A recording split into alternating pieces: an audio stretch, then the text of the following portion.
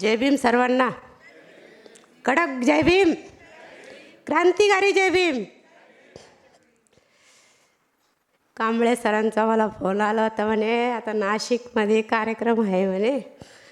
मला वाचता लिहिता येत नाही बरं, जशा ताई बोलल्यात तसं कडकमध्ये मला वाचता लिहिता येत नाही, पण माझ्या तोडक्या मोडक्या भाषात मी सांगते. कांबळे सरांचा मला फोन आला, म्हणे नाशिकमध्ये कार्यक्रम आहे. मला वा वा वा चांगलं झालं, मला तेवढ्या निमतान तरी मला नाशिक बघायला भेटन. मग सरांचा फोन आला. मग सर म्हणे पुरस्कार ठेवलेला आहे म्हणे. बरेचसे लोकांचे मला फोन आले नाशिकमधून, तुमचा पुरस्कार आहे. म्हटलं हो ठेवलेला आहे, म्हटलं आम्ही जाणार आहोत असं त्यांना सांगितलं. पण कांबळे सरांची माझी भेट जळगावमध्ये झाली होती. ती मला जळगावमध्ये भेटले होते. मग तिथं कार्यक्रम झाला आमचा. आम्हाला काय पुरस्कार त्यांच्या हातानंच तिथं भेटलेला आहे, सरांच्या हातानं. मी त्यांना विसरू शकत नाही आहे, कारण त्यांना खूप म्हणजे आम्हाला तिथून खूप काही असं करून दिलेलं आहे. बरं, आता पुढची भूमिका घेते मी. आता संविधान आपलं श्रेष्ठ आहे. आपण संविधानावरच सगळं देश भारत चालतोय. मनस्मृतीवर देश चालत नाही. मनस्मृती म्हणजे महिलासाठी घाणेरडीच आहे. हे महिलांना कळायला पाहिजे, समजायला पाहिजे, आणि ती संविधान आणि मनस्मृती ही समजून घ्यायला पाहिजे, असं तरी मला वाटतं आहे. महिलांना लवकर समजायला पाहिजे. 2018मध्ये आपलं दिल्लीमध्ये संविधान जाळलं होतं. तर मी एका महिलेच्या घरी काम करत होते. त्या घरी म्हणजे माझे लेकरच लहानचे मोठे झाले, तिच्या घरी मी काम करायचे. पण मला अपेक्षा नव्हती का ती मला असं येऊन बोलन, कारण आता मला माहीतच नाही, घरासारखी झालते मी तिला, ती मला घरासारखी झाली होती. पण तिनं मला लगेच येऊन विचारलं, म्हणे कांता तुला माहिती का? म्हणलं काय मॅडम? अगं तुझी घटना जाळली म्हणे. म्हणलं नाही नाही असं नाही होणार म्हणे. मी असं 2 शब्द तिचे ऐकून घेतले, हातात माझ्या ग्लास तसाच ठेवला घासायचा, आणि 2 मिनटं मी विचार केला. म्हटलं असं काही असन का, कुठं का असं कसं घरं झालं असन का? परत मला रावणाच नाही. परत मी तिला विचारायला गेले. म्हणे टी व्हीला चालू आहे. म्हणे टी व्ही चालू आहे. आता ती थोडी दाखवणार आहे मला टी व्ही चालवून काही इथं जवळ लागली म्हणून. ती तर एक शब्द बोलून मोकळी झाली, पण तिला काय माहिती आहे पुढचा परिणाम काय होणार आहे म्हणून.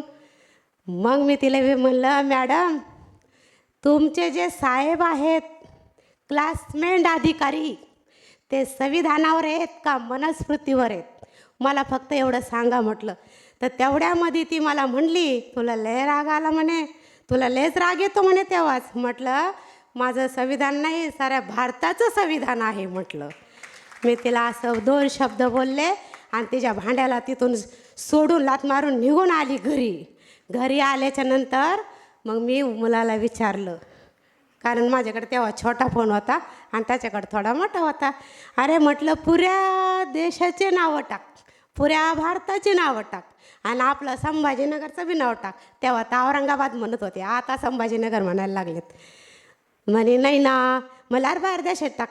मग त्यानं टाकलं बँगलोर फिंगलोरचं टाकले, पण काही निघला नाही तिथं पुतळा. तो पुतळा कुठं निघला? जयपूरच्या हायकोर्टामध्ये समजला मला.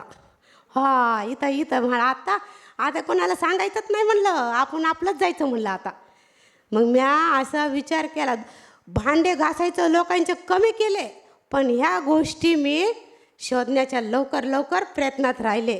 पण मी असं दिवसभर विचारातच राहायचे, पुढारी लोक काय करतात, नेते लोक काय करतात. मग नेत्या लोकाला समजत नाही का? हे माझं मन, मी कोणाला बोलून नाही दाखवलं, पण हे माझं मन का नाही केलं असं. गंज संघटनेवालेत, गंज पक्षवालेत, पण यायनं असं करायला बघायला पाहिजे. पण जाऊ द्या म्हटलं, आपणच शोधून काढू त्याला. काय होतं म्हणलं शोधलं, बघूच आपण. आपलं बाबाचं संविधान वाचवायचं म्हटल्यावर ह्या मनूला कुठंतरी आपण जाऊन शोधून काढू, असं मी मनामध्ये विचार ठेवले. आणि मग त्याच्यानंतर मी एका महिलेकडून 20,000 रुपये याजानं काढले. ती होती वडरा समाजाची. ती मला म्हणते तुझ्या घरी लग्न नाही, काही नाही, आणि कशाला पाहिजे? म्हणलं मला लागते, लागू लागले म्हणलं. बाई म्हणे याज जास्त असतंय म्हणे आमचं. म्हणलं चालतंय मला, बघू आपण नंतर, देता घेता भगवंत असं मी विचार करून तिच्याकडून पैसे घेतले.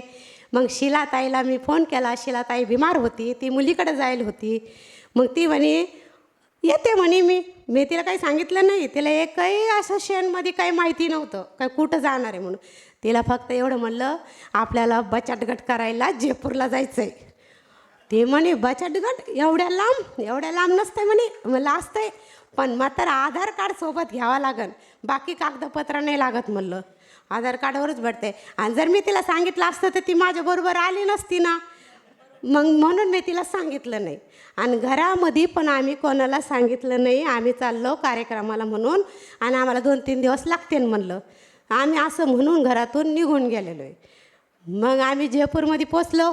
शनिवारी गाडी होती, सोमवारी तिथं पोचलो. फ्रेश झालो, भाकरी बिकरी खाल्ल्या. भाकरीसोबत घेऊन गेलो होतो. आम्हाला माहिती आहे तिकडे भाषा चेंज आहे म्हणून. तिकडे हिंदी, त्यांची हिंदी वेगळी, आपली हिंदी वेगळी. पण आम्ही आमच्या भाकरीच घेऊन गेलो होतो. आम्ही खाल्ल्या पिल्ल्या मस्त कोर्टामध्ये गेलो. लगे तिथं कोर्टामध्ये गेल्याच्या नंतर पोलिसाचा भला ताफा तिथं त्या गेटवर. कसं जावा पण तरी हिंमत केली मी जायची तिथं. बसलो तिथं. म्हणे ते विचारलं त्यानं कोणाकडे जायचं आहे. म्हणलं आमची PC म्हणलं इथं. आता त्या लोकांच्या तोंडातून ऐकली PC, आपल्याकडे म्हणतात तारीख. असं मी त्यांचे शब्द त्यांना दिले मी तिथं. म्हणे कोणता वकील लावलेला आहे. म्हणलं पठाण वकील आहे म्हणलं. खरंच तो तिथं निघाला. हां, तो पठाण वकील तिथं खरंच निघाला. म्हणे येईन म्हणे त्यांची गाडी. कशाची. म्हणलं हे माणूस असंच म्हणत असं नाही पोलीसवाले आपल्याला. परत विचार 2 मिनटं केला. म्हणलं इथं नाश्ता कुठं भेटतोय म्हणलं. त्यांनाच विचारलं. म्हणे बाहेर भेटतोय. शिलाताईला म्हणलं चल बाहेर जाऊ म्हणलं आपण. आम्ही लगेच बाहेर गेलो आणि 2 मिनटं विचार केला. तेवढ्यात जज साहेबाची गाडी, मॅडमची गाडी चालली होती. त्या गाडीच्या मागं जाऊन तो पुतळा लगेच आम्हाला समोर दिसला. मग आम्ही समजलं. पण तरी पण आम्हाला हे झालं ना, हाच एका दुसरा आहे. पण नाही म्हणलं हाच पुतळा आहे. मग हा मोबाईलमध्ये बघू लागलो. त्याला बघितलं आम्हाला हाच आहे. मग तो समजला आम्हाला. मग आम्ही त्याला बॅगी फेकून आम्ही ते स्प्रे घेतले. भर्र काळं करून दिलं त्याला. मस्त दोघी थांबलो. एवढं थांबलो आम्ही तिथं. आणि त्याच्यानंतर मग काय केलं, काळं बिळं केलं. संविधान जिंदाबाद, मनुस्मृती मुर्दाबाद म्हणल्याच्या नंतर मग काय पोलीस, मग वकील, आपले वकील लोक थोडे उशिरा आले. त्यांना काय एवढं असं माहिती नव्हतं का असं तिथं होईन म्हणून. पण मग RSSचे वकील आले. त्यानं आम्हाला एवढं बदडलं. पण आम्ही मागं हटलो नाही. का म्हणून आम्हाला माहिती आहे आम्ही आता इथं जवळ थोडी घर होतं म्हणून आम्ही पळून जाणार आहे. आम्हाला माहिती आहे आम्ही इथंच राहणार आहेत. आणि त्याच्यासाठीच गेलो होतो आम्ही. म्हटलं जे होईल ते होईल. आहे आपला समाज, येईन हळूहळू माहीत पडेल असं म्हणून आम्ही तिला घोषणा दिल्या. आम्हाला हाणमार केली आणि मग लगे कोर्टात हजर केलं. तिथल्या तिथंच काय विचारलं नाही काय नाही. म्हणे देशद्रोहाचा गुन्हा दाखल करा म्हणे. म्हणलं आम्ही आंबेडकरवादी, आम्ही काय देशद्रोहाचं थोडी केलं म्हटलं. आम्ही काही असा गुन्हा दाखल नाही करायचा म्हटलं. आम्ही त्या मॅडमला मी हिंदीमधून बोलले असं करायचं नाही म्हणलं. मग ती मॅडम मग घेऊन जा म्हणे यांना घेऊन जा म्हणे. मग तिला म्हटलं 2 मिनटं मॅडम, मला 2च शब्द बोलायचेत. म्हणे बोलू द्या म्हणे, त्यांच्या भाषेत म्हणती बोलू द्या. म्हणलं तुम्ही पण म्हणलं ह्या ज्या खुर्चीवर बसलेल्या आहेत म्हटलं, हे संविधानावर ज्या बसलेल्या आहेत म्हटलं, तुम्ही मनुस्मृतीवर बसलेल्या नाही आहेत म्हटलं. तर म्हणे इसको जल्दी लेके जाओ म्हणे. ती घाबरली. हिला घेऊन जा म्हणे लवकर, हिले बोलती म्हणे. कारण शिलाताई बोलायसारख्या नव्हत्या. शिलाताईला BP लो झाली होती तिथं. तिला काही समजत नव्हतं, काही कळत नव्हतं. ही जास्त आगाव आहे, हिलाच घ्या म्हणे आतमध्ये. मग आम्हाला अशोक पोलीस स्टेशनमध्ये नेलं. आणि तिथं मग आम्हाच्यावर गुन्हा दाखल झाला. मग तिथं आम्हाला PCR ठेवलं. आम्हाला लय मारलं, पोलिसांना मारलं. लेडीज नाही मारत तिकडं जेंट्स मारतात. तिकडं असा कायदा आहे. तिकडं एवढं मारतात. आमचं असं म्हणणं होतं का आम्हाला लेडीजना मारायला पाहिजे होतं. पण आम्हाला लेडीजना नाही मारलं. एकही थप्पड नाही मारली लेडीजना. लेडीज अशी उभा राहते आणि जे ते पोलीसवाले जेंट्स असे मारतात. असे समोर घेऊन मारते. गिरणीच्या पट्ट्यानं मारलेलं आहे आम्हाला. गिरणीचा पट्टा असतो ना, त्यानं मारलं, दांड्यानं मारलं. पण आमच्यावर बाबासाहेबाची कृपा आहे म्हणून आम्ही वाचून आलेलो आहे तिथून. आम्ही तिथून वाचून आलेलो आहेत. पण आम्हाला पण माहीत होतं का माझा समाज मला बरोबर मला माझ्या पाठीशी राहीन. लेट का व्हायना नाही, पण थेट त्या मनूचं करून दाखवू आपण. हेच मला एवढंच सांगायचं आहे. आमचे खूप हाल झालेले आहे, तसे हाल व्हायला नाही पाहिजे. सगळे जर जसं भीमा कोरेगावला आपण जातो उत्सवाना, सगळ्याकडनं येतात गाड्या भरभरून. जर तसंच आपण जर एक दिवस जयपूरला गेलो तर ते पुतळा तिथं राहणार नाही. ते पुतळा काढण्यात यावा. आणि मी अजूनही वकील साहेबाला फोनवर सांगत राहते, बोलत राहते त्यांच्याशी 2-4 शब्द का होईना नाही. वकील साहेब तुम्ही पत्रावर पत्र टाकत राहा, त्याची मागणी करा, इथून काढा म्हणून, इथून काढा म्हणून. असं तुम्ही ॲग्रीमेंट करत राहा. मी जरी अडाणी पण मला तेवढं समजतं म्हणलं तर तुम्ही ते पुतळा काढायचाच प्रयत्न करा. पण आता एक दुसरी गोष्ट उभा राहिलेली आहे. आपल्या मुंबईमध्ये त्याचा पुतळा बनवला आहे. आता कधी बशीत येत फक्त ध्यान ठेवायचं आहे आपल्याला.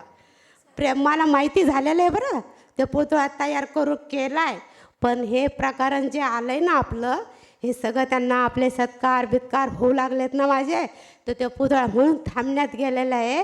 आपले मुंबईचे काकासाहेब त्यांना मला ही कल्पना दिलेली आहे थोडीशी.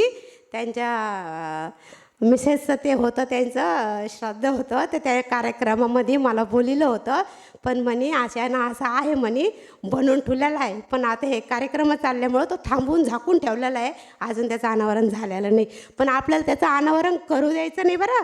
आपल्याला त्याच्यावर लक्ष ठेवायचं आहे. ते कुठं जाई, कसं करतात, काय करतात, ते रात्रीतूनच करते त्याचं. पण आपण दिवसा जाऊन त्याला काढू. ते रात्री केलं का ते ना आपण दिवसा काढू. पण ते पुतळा काढायसाठी सर्वांना यायचा.